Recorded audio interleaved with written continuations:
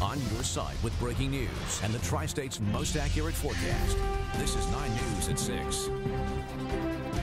Good evening. There were 7,000 calls to poison control centers nationwide last year for synthetic marijuana, and that's double the year before. But state laws and a federal ban were supposed to stop gas stations from selling it. So what happened? 9 News anchor Brendan Keefe and the I-Team have the answer. Brendan? It's against the law to sell this product that you just sold to me.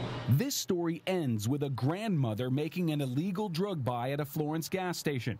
But it begins with her grandson overdosing on a designer drug that was perfectly legal at the time. We've got to stop this stuff.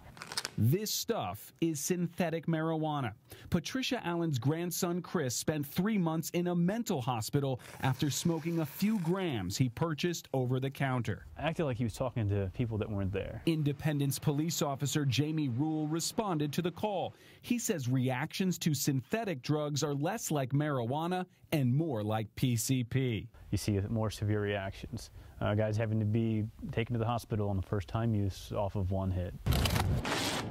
Customs officers have seized a 1/4 ton of synthetics at our airport in the last 6 months. This is a pretty big one here, 1,013 grams. This 1 kilo bag is the raw material that will be sprayed on a natural herb to create a smokable drug. JWH 210, AM 2201. Now that we know what it is, we can seize it. The DEA made these designer drugs Schedule 1 controlled substances by emergency declaration last year. Very potent, very harmful, and in the wrong hands of people, it could kill people. Here we've got something that's been modified, so this isn't even on the radar. We hadn't seen this before. At the Customs lab in Chicago, chemists are seeing new formulas. Get rid of these and replace them with this. This is a tetramethylcyclopropane ring. These drugs aren't illegal because they didn't even exist before. We call them designer drugs because they're designed specifically in the chem lab to skirt the law. It happens in the shadows. An overseas chemist takes a compound like this, which is a controlled substance.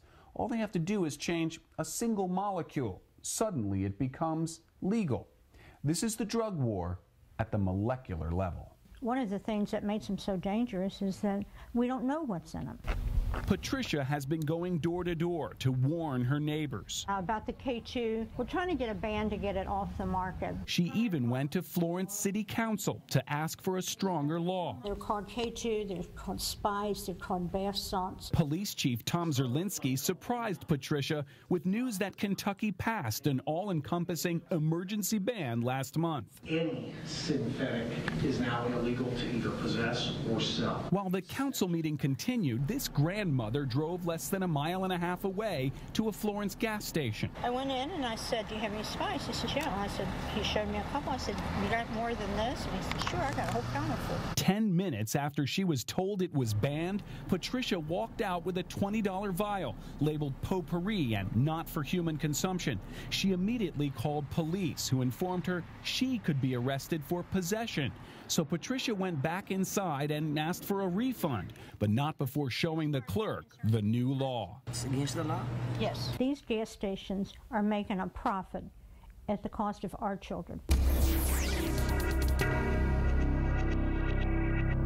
It's important to point out that clerk likely did not break the law, according to the Florence police chief.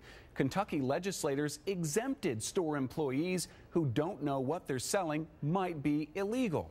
Florence officers are now informing stores about the new law, but even this wider ban may be unenforceable because most of the smokable synthetics don't list any of their ingredients. Clyde? A real puzzle there, Brendan. Thanks.